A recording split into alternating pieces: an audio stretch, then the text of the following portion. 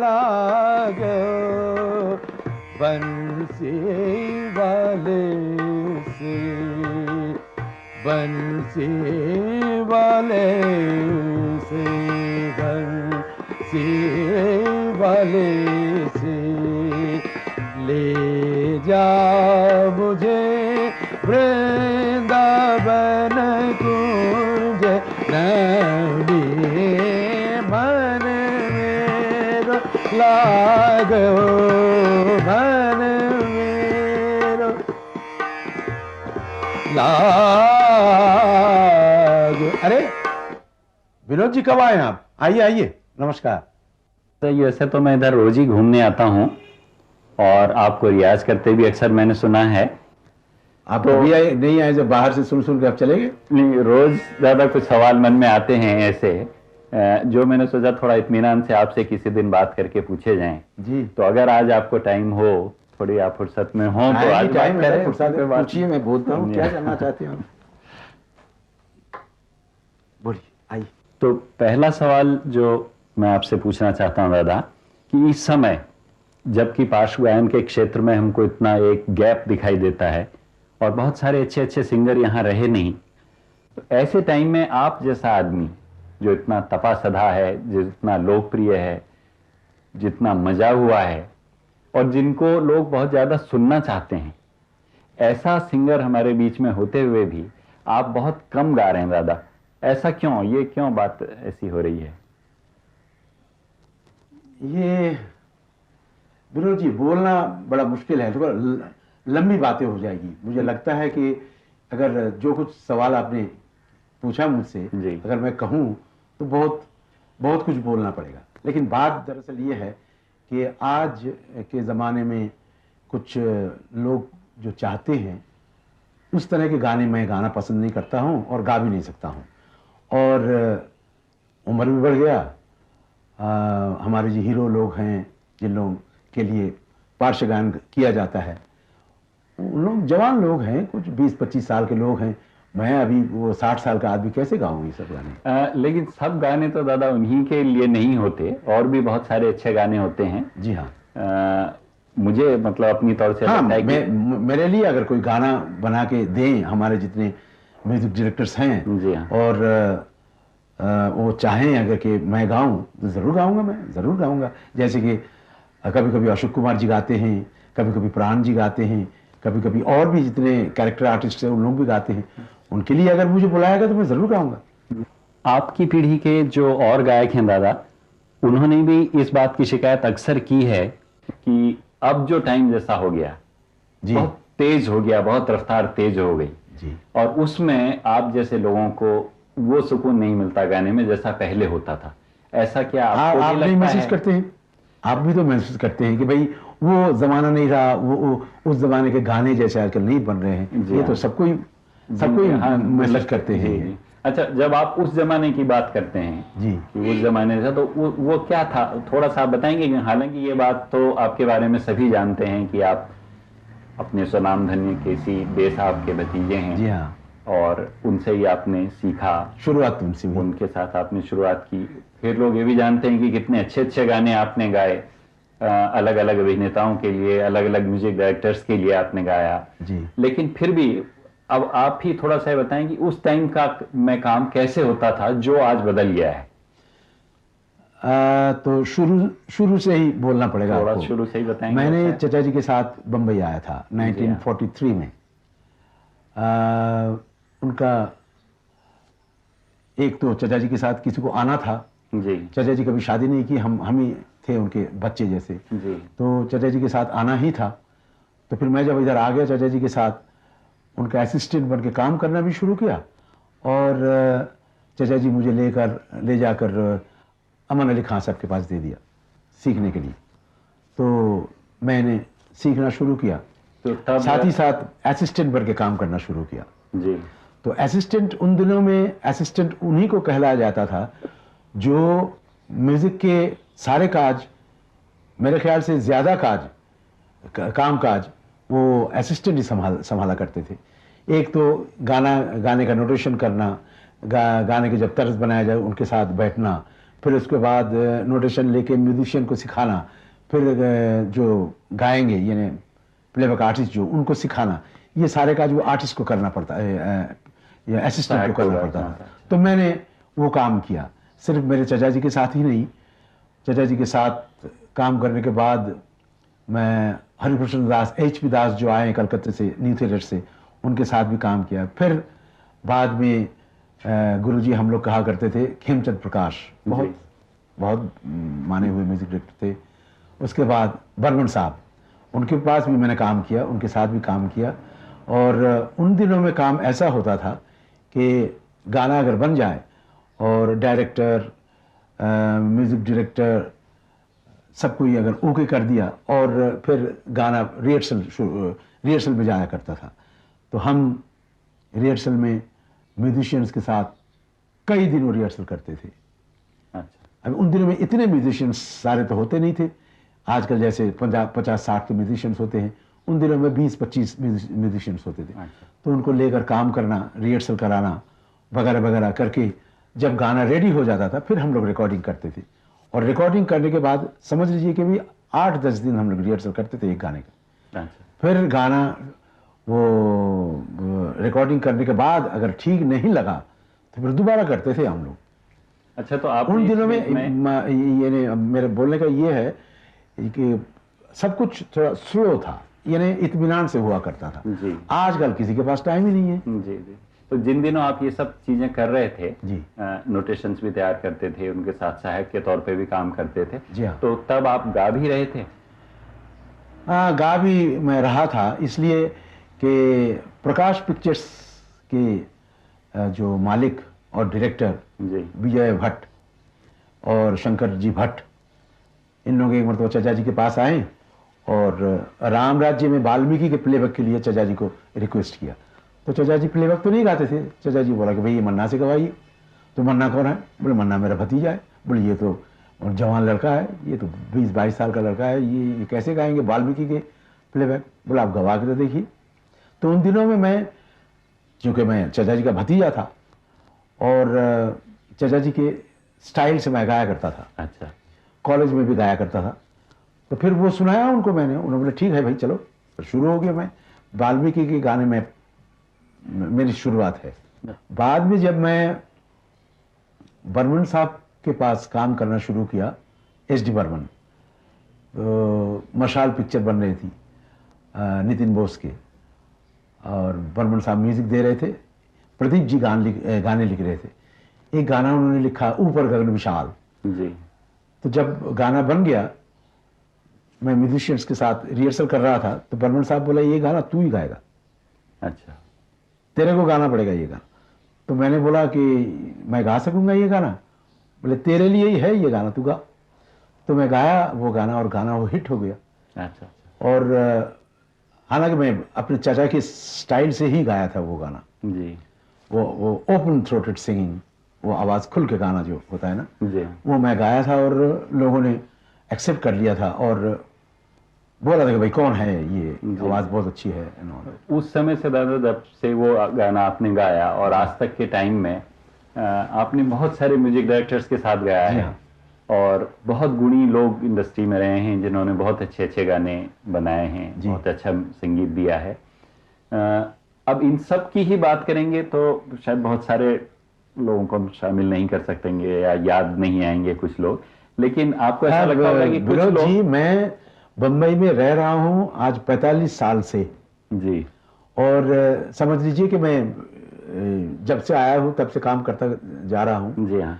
और सबके बारे में कितने गाने गाए, किन किन के गाने गाए, ये बोलना बहुत मुश्किल हो जाएगा। जी, जी। लेकिन कुछ कुछ म्यूजिक डायरेक्टर्स जिनको मैं कभी बहुत श्रद्धा से मैं उनको याद करता हूँ, कुछ कुछ लोग हैं उनके बारे में मैं बोल सकता हूँ। आप बोलिए किनके बारे में सुनना चाहते हैं? अच्छा, अगर हम इस हिसाब में देखें कि कुछ लोग जो अपने अपने अलग रंग से पहचाने जाते थे। जी हाँ। तो इस तरह के अगर म्यूजिक डायरेक्टर्स से बात करें तो जैसे अभी आपने SD बर्मन, ये बहुत सही कहा आपने जी कि उनके काम से उनको पहचाना जाता था। जी हाँ। उन दिनों में जी, जो आजकल बिल्कुल ये लोग उलझन में पड़ जाते हैं, बोले ये किन की बनाई हुई चीज़ है। हाँ। ये हाँ, वो एक फॉर्मूला जैसा हो गया ना जी, और मतलब हर एक गाना एक ही तरह का लगता है लगभग ऐसा। जी हाँ, पहले ऐसा नहीं था क्योंकि अलग म्यूजिक डायरेक्टर थे बहुत। आप देखिए नौशाद साहब, नौशाद साहब, एक तो नौशाद साहब हमारे हिंदुस्तानी म्यूजिक के लिए जो कुछ किया उन्होंने, जी हाँ, शायद ही कोई कर पाएंगे। और साथ ही साथ उन्होंने इसके लिए क्या नाम, फोक, जो हिंदुस्तान के फोक म्यूजिक है, मिट्टी के गाने, उस पर भी बहुत सारे गाने बनाए नौशाद साहब, खास करके वो यूपी के जो फोक सॉन्ग्स हैं उस पर आधारित। तो आप उनकी दो तरह की आप नौशाद साहब के गुण मानते हैं, एक फोक और एक जो क्लासिकल बेस के उनके गाने हैं। जी हाँ। अच्छा दादा, इनमें से कोई एक क्लासिकल बेस के का कोई एक उदाहरण के तौर पर बता सकते हैं? जी हाँ, नौशाद साहब मुझे कौन सी पिक्चर, वो शबाब में गवाए थे, सुनिए मुझसे। जी।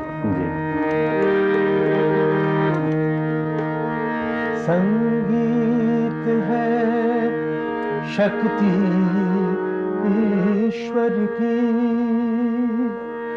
हर सुर में बसे हैं राम, रागी जो सुनाए राग मधुर, रोगी को मिले आराम, भगत के बस में है भगवान, भगत के बस में है भगवान, मांगो मिलेगा सबको दान, मांगो मिलेगा सबको दान। विनोद जी, ये है इंद्रनाथ मुखर्जी, जो हमारे साथ तबले वबले बजाते हैं और बहुत अच्छा बजाते हैं तबला। अब सुनाता हूँ आपको वो यूपी फोक पर बेस्ड जो गाना है ना, इंदर बजाओ। जिंदगियां कटती जाए रे, उमरिया घटती जाए रे, जिंदगियां कटती जाए रे, उमरिया घटती जाए रे, काम कठिन है जीवन थोड़ा, काम कठिन है रे, काम कठिन है जीवन थोड़ा, पगला मन घबराए, जिंदगियां कटती जाए रे, उमरिया घटती जाए रे। ये नौशाद साहब मुझे गवाया था उस पिक्चर में, मदर इंडिया में। जी हाँ। अभी नौशाद साहब मैं समझता हूँ ऐसे म्यूजिक डायरेक्टर हैं जो आज भी भारतीय संगीत के गुण के बारे में अड़े हुए हैं और जिन्होंने बदलते टाइम से कोई समझौता देखिए उनके नहीं किया, कभी पुराने नहीं होते, उनके कभी ये नहीं होते जी। तो इसी तरह के और बहुत गुणी म्यूजिक डायरेक्टर मदन मोहन जी भी थे। मदन साहब तो वो भी क्लासिकल बेस पर बनाते थे जी, लेकिन पहला गाना मदन जी मुझे गवाए थे उस पिक्चर में, अमीय चक्रवर्ती की पिक्चर, क्या नाम था? गाना क्या था ना? कौन आया? हाँ, देख कबीरा रोया। जी हाँ।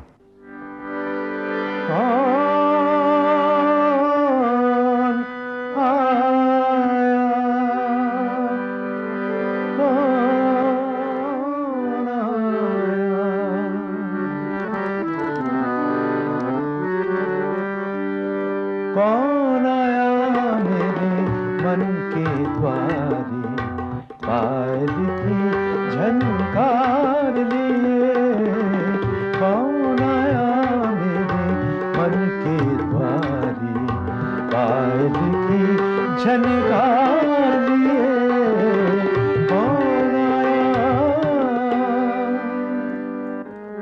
तो मदन जी और वो पंजाबी फोक पे भी बनाते थे और गजलियात में तो मदन साहब का जवाब ही नहीं है। उनके लिए मैंने गाना गाया था गजल के तौर पर या दूसरा? वो फिल्मी गजल। अच्छा, फिल्मी गजल जी। हर तरफ अब यही अफसाने हैं, हर तरफ अब यही अफसाने हैं, हर तरफ अब यही अफसाने हैं, हम तेरी आंखों के दीवाने हैं, हम तेरी आंखों के दीवाने हैं, हर तरफ अब यही अफसाने हैं, हर तरफ अब यही अफसाने हैं। लेकिन आपने जो गाने और लोगों के साथ भी गाए हैं, दूसरे म्यूजिक डायरेक्टर के साथ भी, कुछ ऐसे हैं जिनमें बहुत जान है, बहुत उल्लास है, बहुत खुशी है। जैसे रवि जी के साथ आपने इस तरह के कई गाने गाए हैं, और खासतौर से एक गाना, खासतौर से वो जो मैं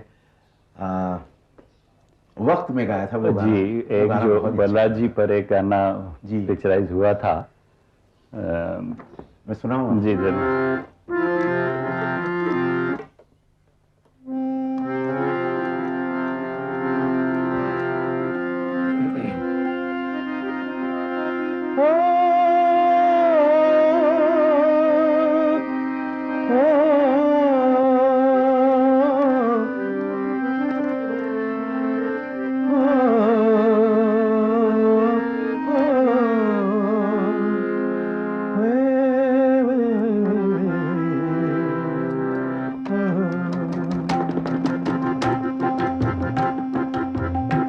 ब्यूटीफुली किया था, इतना बढ़िया था।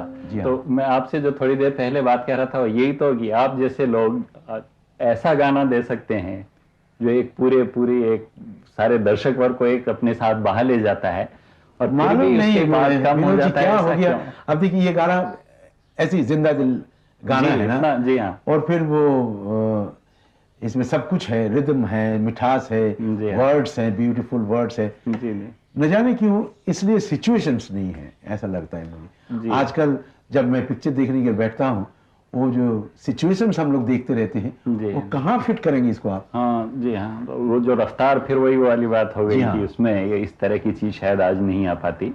एग्जैक्टली। अभी आपने जब नौशाद जी की बात आप बता रहे थे, तो यूपी के फोक पर आपने बताया था, बहुत अच्छा उनकी पकड़ रही। मुझे लगता है सलील चौधरी जी ने बंगाली फोक के साथ बहुत अच्छे प्रयोग किए। बहुत सही बात है कि सलील बहुत टैलेंटेड म्यूजिक डायरेक्टर हैं जी, और उन्होंने बंगाली फोक, जी हाँ, हमारे हिंदुस्तानी संगीत पद्धति, उसके साथ कुछ कुछ western style singing, western notes भी मिलाए हैं। मैं तो समझता हूं कि भाई वेस्टर्न नोट्स तो चाहे कहीं के हो जी, जो हमारे संगीत के साथ अच्छी तरह से मिल सकता है, वो अगर मिलाया जाए और रिजल्ट अच्छा हो तो क्यों ना करें। मतलब इस तरह के प्रयोग आप मानते हैं कि अच्छे होते हैं, कि वो वेस्टर्न म्यूजिक से और अपने मैं साथ एकदम बिल्कुल सही बोलता हूँ, ये होना ही चाहिए।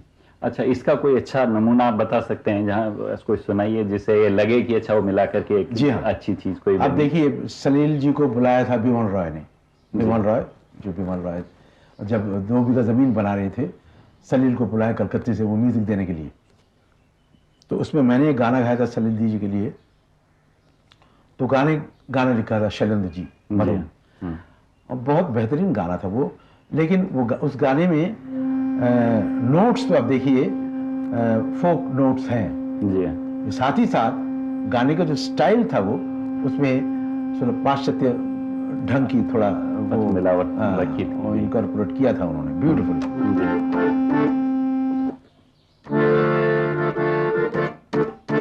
बजाओ इंदर।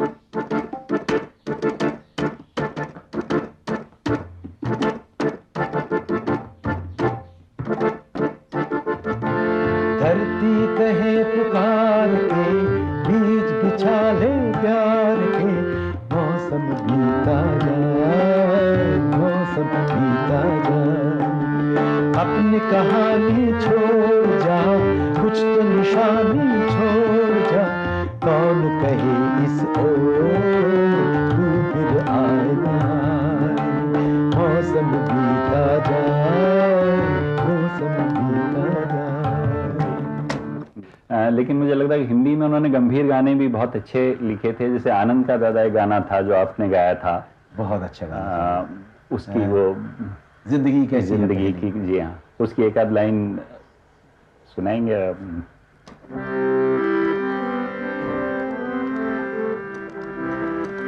जिंदगी कैसी है पहेली ये भी थोड़ा वो वेस्टर्न साइड सिंगिंग कराए थे मुझसे। अच्छा जी। और इसके नोट्स बहुत अच्छे, बहुत बेहतरीन गाना। जी। आपने बताया अभी आप एस.डी. बर्मन जी के साथ में सहायक रहे हैं। जी हाँ। तो उनको जितने करीब से आप जानते हैं, इसका मतलब और बहुत सारे लोग उतने करीब से नहीं उनके बारे में समझ सकते हैं। एक बात बताऊं आपको जी। बर्मन साहब मेरे बड़े भाई जैसे हैं, इसलिए कि बर्मन साहब मेरे चचा जी केसी डे साहब के शिष्य हैं। अच्छा। जी हाँ, उनके पास सीखते थे। अच्छा। आज से समझ लीजिए कुछ 50 साल पहले। जी। 50 साल पहले। अच्छा जी। तब मैं तो छोटा था जी। और बर्मन साहब जब हमारे घर में चचा जी के पास सीखने के लिए आते थे तो हम लोग कभी कभी जाकर बैठते थे और वो इतना तक जो बर्मन साहब खींच के लेके गोद पे लेके गाने सीखा करते थे। तो इतने लंबे अरसे में जैसा आपने उनको जाना, जैसा आपने उन्हें देखा, जैसा आपने उन्हें सुना, उसके लिहाज से आपको बर्मन साहब की क्या खासियत लगती है? सबसे बड़े गुण उनके क्या संगीतज्ञ के तौर पर लगते हैं? बर्मन साहब आप लोग शायद नहीं जानते, बर्मन साहब बहुत अच्छा टेनिस खेलते थे जी। एंड स्पोर्ट्स में बहुत दिलचस्पी लेते थे। फुटबॉल गेम अगर हो, जी हाँ, गाने में सब बंद, वो फुटबॉल फील्ड में होते थे। अच्छा जी हाँ जी। और मैं भी उनके लिए अगर पहले मैं रिहर्सल कराता रहता, बंद कर अभी चल, अच्छा। तो फिर हम लोग चले जाते थे। जी। वो उन दिनों में हम लोग काम कर रहे थे फिल्मिस्तान स्टूडियो में। फिर उधर से हम लोग ट्रेन में बैठ के कूपरज पहुंचते थे वो फुटबॉल मैचेस देखने के। अच्छा जी। मैं तो कहता हूँ बर्मन साहब एक बहुत सरल आदमी थे, बहुत सरल, दिल में बहुत सरल थे बर्मन साहब, और बहुत आर्टिस्टिक। उनका सोचना, वो जिस ढंग से बातें करते थे, बहुत आर्टिस्टिक आदमी थे बर्मन साहब। जी। तो पूर्वी कुछ गाने बर्मन साहब मुझसे गवाए हैं। मैं कहता हूँ कि मैं तो धन्य हो गया ऐसे गाने गा के। जी हाँ। एक तो था वो गाना जो मेरी सूरत तेरी आंखें में, उन्होंने गवाए थे मुझसे। जी हाँ। आप उसको भी आप गा के ही सुनाएंगे तो ज्यादा उसका मिठास आएगी ना। ये क्या सुनाऊंगा आपको?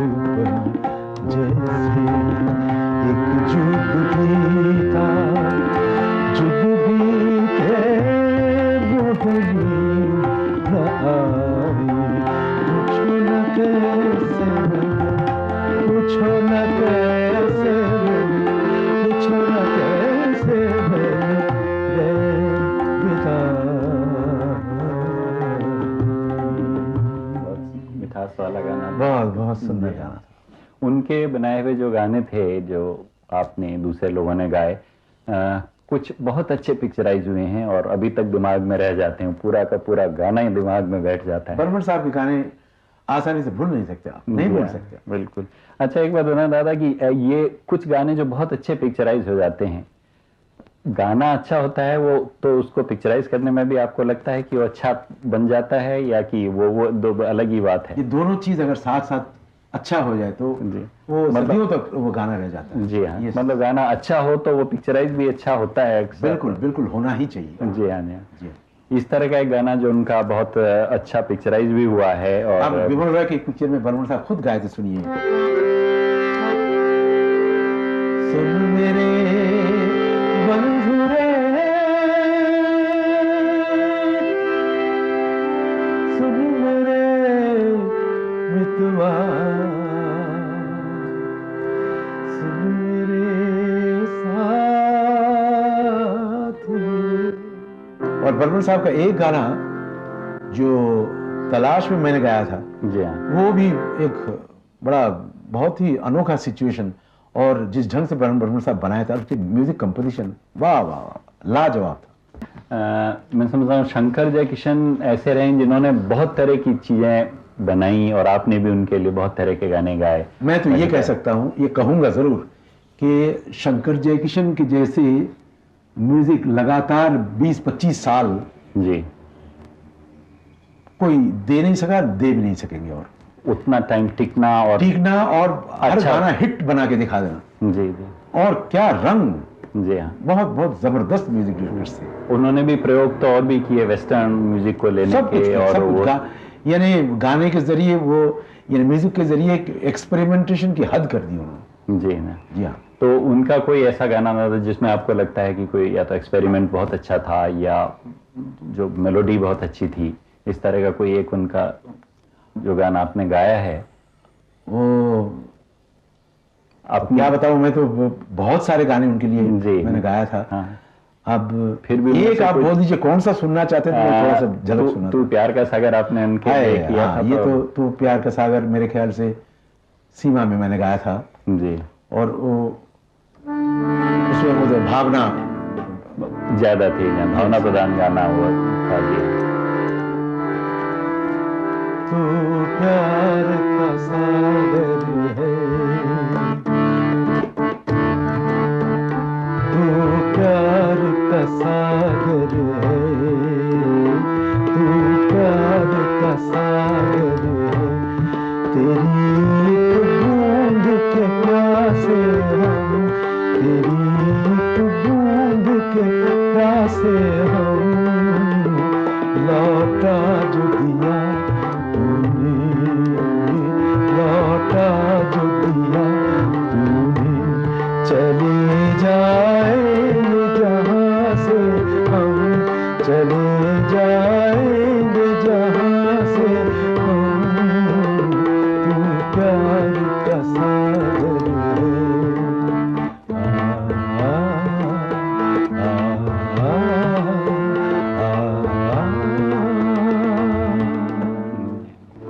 ये जैसा आपने पहले ही कहा, ये भावना प्रधान गाना, थोड़े से स्लो उसमें। शंकर जी और जयकिशन जी दोनों ने बहुत अच्छे अच्छे गाने गवाए। और एक बात मैं कहूँगा ज़रूर कि शंकर जी चोरी चोरी से जी उसी पिक्चर से मुझसे वो रोमांटिक सॉन्ग्स लेना शुरू किया उन्होंने। अच्छा अच्छा। जी हाँ। जी जी।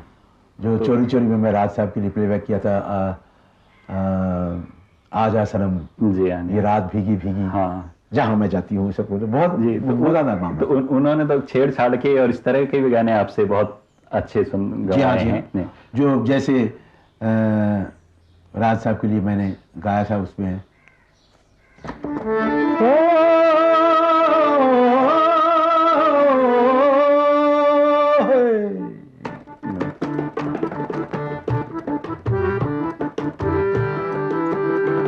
अज दिल का हाल सुने दिल वाला, दिल का हाल सुने दिल वाला, सीधी सी बात में मिर्च मसाला, कह के रहेगा कहने वाला, दिल का हाल सुने दिल वाला। प्यार हुआ इकरार हुआ है, प्यार से फिर क्यों डरता है दिल। फिर लता जी गाए, कहता है दिल रास्ता मुश्किल मालूम नहीं है कहाँ मंजिल, कहता है दिल रास्ता मुश्किल मालूम नहीं है कहाँ मंजिल, प्यार हुआ इकरार हुआ है, प्यार से फिर क्यों डरता है। और इसी तरह मुझे याद आता है कि वो गाना जो था वो ये रात भीगी भीगी जो आपने गाया था, जी हाँ। उसका भी अपना एक अलग मजा था उस गाने का भी। एक लाइन उसकी सुनाएंगे दादा?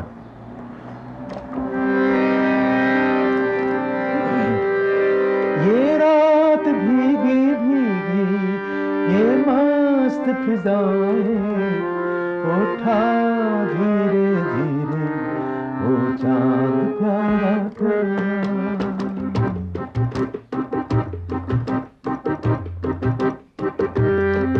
ये रात भीगी भीगी ये मस्त फिजाएं उठा धीरे धीरे वो चांद प्यारा प्यारा। फिर लता जी। जी जी हाँ। रोमांटिक गाने तो दादा आपने और बहुत सारे म्यूजिक डायरेक्टर्स के लिए गाए हैं। हाँ, जब उन्होंने गवाया मैं गाया। और उन्होंने के लिए भी, कल्याण जी आनंद जी के लिए भी। कल्याण जी के लिए भी कुछ कुछ रोमांटिक गाने मैंने गाया था, लेकिन कल्याण जी के लिए, कल्याण जी एक गाना, कल्याण जी और आनंद जी एक गाना मुझसे गवाए थे। इसमें वो मनोज जी के पिक्चर में उपकार में है, उपकार। हाँ। और पहली मर्तबा प्राण साहब गाए थे जी हाँ। और वो गाना बड़ा बहुत ही मुझे प्यारा लगता है वो गाना। उसमें भी गाने का ढंग थोड़ा अलग किस्म से मैंने गाया था, उन्होंने गवाए थे मुझसे।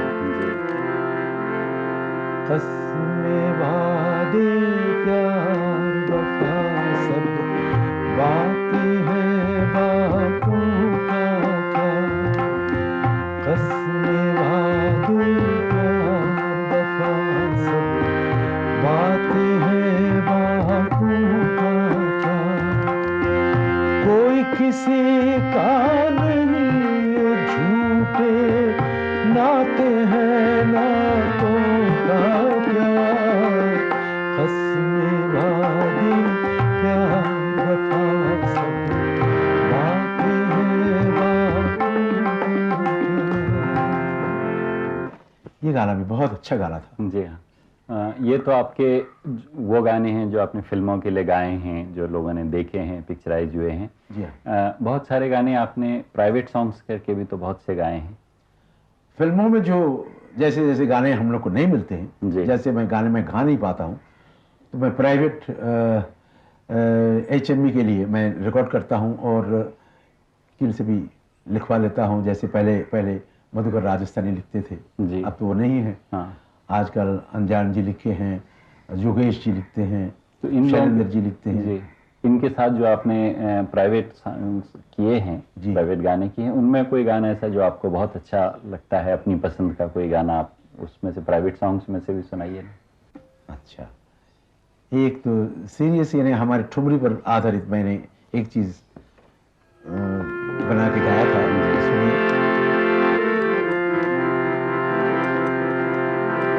सजनी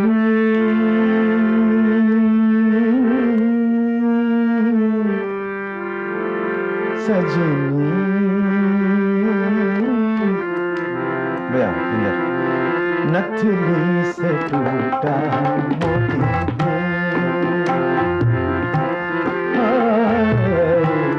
नथली से टूटा मोती कजरारी आँखियाँ रह गई रोती रे, कजरारी आँखियाँ रह गई रोती रे, नथली से टूटा मोती रे, नथली से टूटा मोती रे। ठुमरी, हमारे ठुमरी, ये जैसे ठुमरी कजरी ये सब होते हैं ना, उस हिसाब से बना के मैं गाया। अच्छा। और थोड़ा मॉडर्न बनाया था इसको, ये भी मधुकर साहब ने लिखा था। अच्छा। बहुत सुंदर था ये गाना। सुनसान जमुना का किनारा, प्यार का अंतिम सहारा, चांदनी का कफन ओढ़े सो रहा किस्मत का,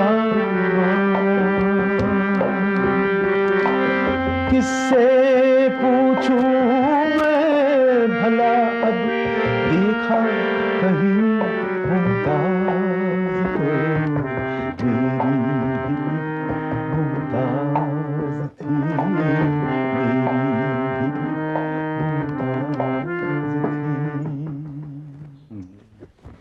थी, मेरी भी एक मुमताज थी। मधुकर साहब भी खूब लिखते थे। जी हाँ। इसी तरह के प्राइवेट सॉन्ग्स में और कोई आपको अपना गाना बहुत पसंद है? जैसे आप अनिल विश्वास बहुत माने हुए म्यूजिक डायरेक्टर उस जमाने के थे ना। जी हाँ। तो उनकी बनाई हुई एक चीज मैं सुनाता हूँ, सुनिए, बहुत सुंदर। और लिखा था गाना हमारे पंडित जी नरेंद्र शर्मा जी ने। अच्छा।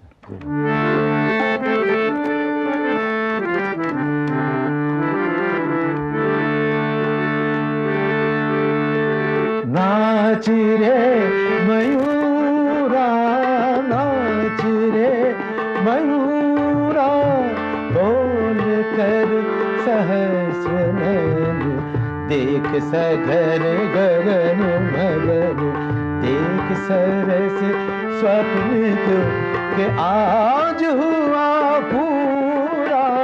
नाच रे मयूरा, नाच रे मयूरा, नाच रे मयूरा। ये बिल्कुल मल्हार राग पर आधारित था। जी हाँ। आपने अपने प्राइवेट सॉन्ग का जिक्र करते हुए दादा, जो सबसे जो मुझे लगता है बढ़िया चीज और बहुत आपको यश प्रदान करने वाली जो चीज है, उसका जिक्र अभी तक नहीं किया, मधुशाला।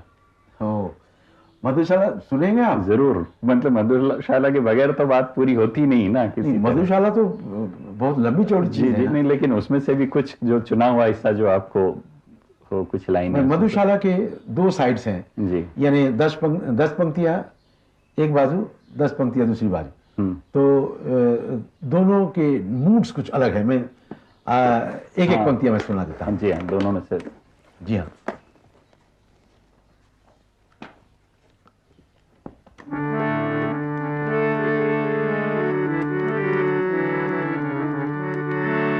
मदिरा ले जाने से, मदिरा ले जाने को घर से चलता है पीने वाला। किस पथ से जाऊं असमंजस में है वह भोला भाला। अलग अलग पथ बतलाते सब, पर मैं यह बतलाता हूँ। राह पकड़ तू एक चला चल, पा जाएगा मधुशाला, पा जाएगा मधुशाला।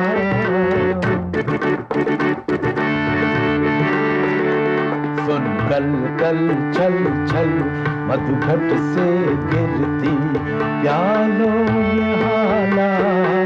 सुन झुम झुम चल वितरण करती मधुसाखी वाला। बस आ पहुँचे दूर नहीं, बस आ पहुँचे दूर नहीं, कुछ 4 कदम अब चलना है। चहक रहे सुन पीने वाले, चहक रहे सुन पीने वाले, महक रही है मधुशाला। चहक रहे सुन पीने वाले, महक रही है मधुशाला। ऐसे 10 पंक्तियां। इसके बाद दूसरी बाजू जो दूसरी तरह से प्रस्तुत। जी हाँ। छोटे से जीवन में कितना प्यार करूं, पी लूं आला। छोटे से जीवन में कितना प्यार करूं, पी लूं आला। आने के ही साथ जगत में, आने के ही साथ जगत में कहलाया जाने वाला। स्वागत के ही साथ विदा की, स्वागत के ही साथ विदा की, होती देखी तैयारी। बंद लगी होने खुलते ही, बंद लगी होने खुलते ही, मेरी जीवन मधुशाला, मेरी जीवन मधुशाला। ऐसी 10 पंक्तियां। और ये जयदेव जी जो बनाए थे जी, 20 वर्सेस के लिए 20 डिफरेंट ट्यून्स। अच्छा।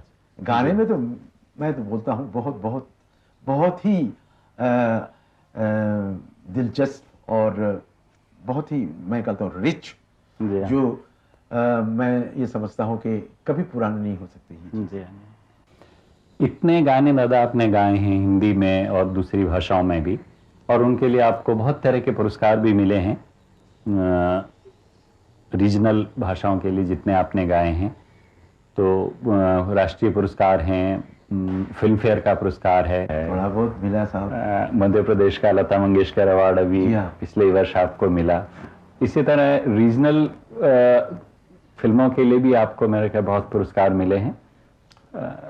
जी हाँ, बंगले में मिला था, बंगला में, गुजराती में जी, मराठी में जी, मलयालम में, और फिर पंजाबी में शब्द गाया था उसमें भी। जरूर। चलिए विनोद जी, मेरी बीबी, धर्मपत्नी, वाइफ, कुछ भी हो, ये विनोद जी हैं, विनोद तिवारी जी हैं। विनोद जी बैठिए। धन्यवाद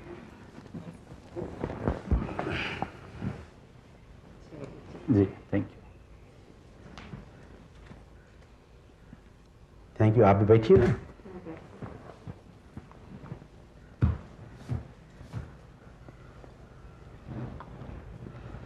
अच्छा मन्ना दा, आप के गाने हमने सुने हैं, सब बात हुई। अभी बताइए, आपकी इसके गाने के अलावा और क्या हॉबीज क्या हैं, क्या करते हैं आप? हॉबीज, मैं स्पोर्ट्स बहुत खेलता था पहले, क्रिकेट खेलता था, फुटबॉल खेलता था जी। अब देखता हूँ, टीवी देखता हूँ, टीवी पे स्पोर्ट्स के कुछ भी होता है मैं देखता हूँ, कभी मिस नहीं करता हूँ जी।